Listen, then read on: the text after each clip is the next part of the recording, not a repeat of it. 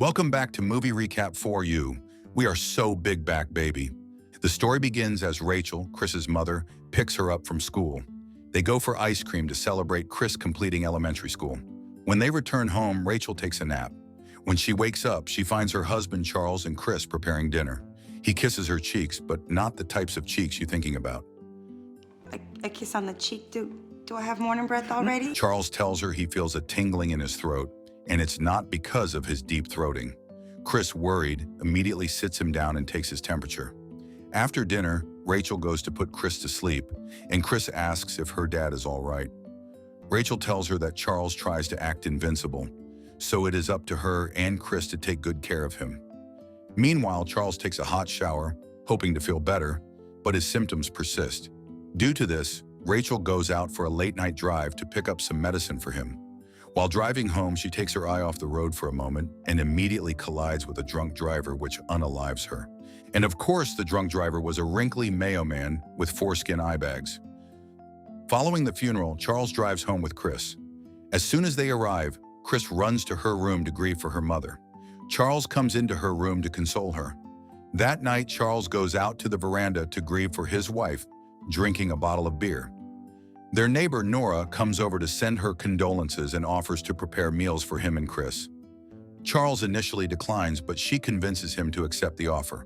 She then hugs him goodnight and kisses him on his cheek, all while Chris watches from the window. Nora, girl, the body isn't even 6 feet under yet, and you out here trifling. When Charles wakes up late the next morning, having drunk himself to sleep to forget his sorrow, he realizes he forgot to make breakfast for his daughter. He goes outside to call her to eat, but she tells him she got DoorDash and has also set out coffee to help with his hangover. He goes back inside and pours himself a cup of coffee, but he can't stop himself from crying when he sees his wife's photo. Back outside, Chris sees Nora's rabbit, Collie, eating grass in their yard and immediately sets Ray Ray on the bunny. Nora walks in to witness the scene and is mortified. Chris grins smugly at her as Ray Ray devours Bugs Bunny. The next time Nora brings dinner, she reports the incident to Charles. He refuses to believe her, knowing Ray Ray is a well-trained dog. Nora then asks him if Ray Ray could have done it on command, making Charles immediately defensive of his daughter. Nora calms him down, saying she was just making an observation. At that moment, Chris asks, "Are we having rabbit stew?" "This girl is diabolical."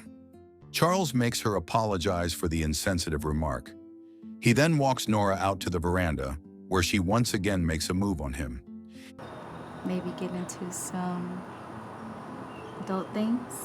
He turns her away, but she asks him to think about it before kissing him goodbye again. This hoe really wastes no time. Back inside, Charles is getting a drink when he discovers a disturbing drawing Chris made of Ray Ray chomping on Nora's rabbit. This prompts him to ask Chris if she told Ray Ray to attack the wabbit, which she denies. Later that night, as Nora prepares for bed, she discovers Chris waiting for her with Ray Ray. Chris warns Nora to stay away from her dad, declaring he belongs to her mother. When Nora ignores the warning, Chris orders Ray Ray to attack her.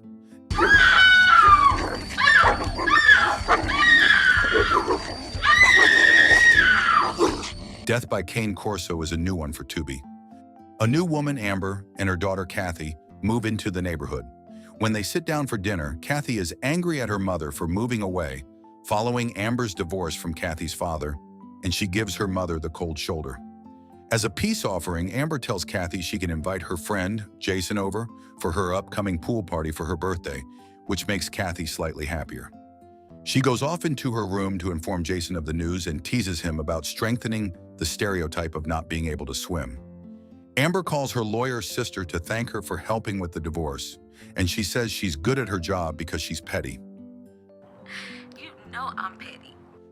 Queen of petty, Petty LaBelle. The next day, Charles takes Chris to the park, where he meets Amber playing chess. He challenges her to a match, and they begin to talk about their lives. The discussion shifts to their children, and they both watch their kids interact with each other. While the parents are talking, Chris approaches Kathy, pretends to be interested in the music Kathy is listening to, and then steals her AirPods, causing Kathy to chase after her. Chris leads Kathy to the top of a playground equipment. Kathy becomes dizzy and nearly falls off. She asks Chris for help. Help me. about to fall. But Chris intentionally takes her time before pulling Kathy back from the edge. This is so dramatic because the way they're not even high up. Seeing this, their parents rush over to resolve the situation and, unaware of the truth, exchange numbers. As Amber drives Kathy home from the park, she receives a call from Charles, who invites her over the next day to finish their chess game. But we all know that's not the only chess Charles wants to touch. He asks her to bring Kathy along for a play date with Chris. The next day, as they all gather to drink the lemonade Charles made, Amber compliments the taste and jokingly asks for the recipe. Before Charles can reply, Chris angrily interrupts. It's my mom's recipe. It belongs to her. Charles scolds her for this and she apologizes, offering to help Amber top off her lemonade. On her way back from the kitchen, she sees a news broadcast revealing that Frank, the man who was involved in the car collision with her mother, has been set free due to a technicality of Rachel crossing the yellow line and crashing into Frank. She returns outside, offers Amber her drink, and then goes to play hide-and-seek with Kathy. While Chris counts, Kathy goes to hide. She soon smells something fierce and follows the odor, which leads her into Nora's house. Once inside, she discovers Nora's dead body and screams, drawing the attention of the adults. Y'all, whoever did Nora's makeup should be fired. They made her face ashy. Moments later, a detective named Johnson arrives on the scene and concludes that a canine ate Nora, and not the good kind of being eaten. He asks if they have seen any dogs in the area. Chris says Ray would never do such a thing, but the detective comforts her, saying they will take a swab of Ray's tongue just to be sure. That night, Chris asks her dad if he could take her to the store the next day to get a bathing suit for Kathy's pool party. He agrees and tells her to be ready the next morning. Before she heads off to bed, he asks if she is okay after seeing Nora dead that afternoon. Her cold reply, that death is part of life, stuns him. As they head to the store the next day, Charles wants to light a cigarette, but stops when Chris complains, saying the smoke gets to her. They stop at a gas station so Charles can use the restroom. As he heads in, another car pulls up, and it turns out to be Frank. Chris decides vengeance is due. Picking up her dad's lighter, she heads out to wait for him. When Frank comes back outside, he sees Chris refilling his gas for him and is startled. He tries to stop her, but she threatens to scream if he comes near her. She challenges him about her mother, but before he can answer, she drenches him in gasoline and sets him on fire with her dad's lighter. While he screams, Charles grabs a fire extinguisher and runs toward the burning man to put out the flames. I'm gonna defend Chris on this one. That Mayo man deserves some punishment. A while later, Detective Johnson questions Chris while her memory of the incident is still fresh. Johnson asks Chris to tell him what she saw from where she was sitting in the car. Chris tells him she saw Frank lighting a cigarette while refilling his car, but Johnson doesn't believe it, as it would be impossible to see that from her angle. Charles immediately shuts down the questions and drives away with Chris. Before Johnson leaves the station, he spots the lighter on the floor and picks it up as evidence. Or you can look at the security footage, as most gas stations have that. That night at Amber's house, Kathy is speaking with Chris on the phone when her mom comes in to invite her for dinner. Amber curiously asks who she is speaking to and sends her greetings when Kathy tells her it's Chris. Kathy teases Amber by saying she would let Chris know Mrs. Charles sends her regards, not realizing she is making a joke that could cost her mother's life. After Amber leaves, they both talk about the pool party and their absent parents. Chris admits her mom was her best friend, but is glad that Kathy is her new best friend. However, Kathy says Jason is her gay cat bestie. Back at Chris's house, Charles is drinking beer on the porch when Johnson arrives. Johnson says the test result proves that Ray was the one who bit Nora. Therefore, they will have to take Ray away. This makes Chris sad, and Charles manages to convince Johnson to come take Ray on Monday so they can spend the weekend with the dog. It's the day of the pool party. The children are playing in the pool when Charles arrives with Chris. Chris joins Kathy and Jason in the water, while Amber and Charles go into the house for refreshments. Chris offers to show Jason how to swim and slowly leads him toward the deep end of the pool, where he immediately begins to drown. The kids all cry for help, while this little hoe overhears smirking. Hearing the children's cries, Charles rushes out of the house and belly flops into the pool and pulls Jason out of the water in time. Chris is fake AF and tries to explain she doesn't know what happened. With the disaster avoided, they immediately send Jason home to his parents. Kathy tries to convince her mom to let them visit Jason the next day, but Amber disagrees. Kathy is mad, but her mother ignores her and bids Charles goodnight. However, Chris and Kathy secretly plan to have a slumber party behind their parents' backs and make arrangements over the phone. While Charles is fast asleep, Chris sneaks out of the house and rides over to Kathy's. Kathy meets her at the door. Elsewhere, while Detective Johnson is trying to make his back bigger, he receives a call from an associate informing him they found nothing suspicious on the lighter he picked up at the gas station.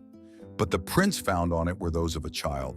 This immediately triggers his suspicion, and he drives to Charles's home to question Chris. When he arrives, Charles is confused to see him so late, but Johnson insists on seeing Chris.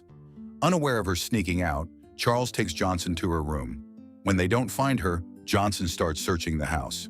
Johnson suggests they look for her at her friend's place, and they both drive off to Amber's house. At Amber's house, the girls are playing under a blanket in Kathy's room, swapping stories.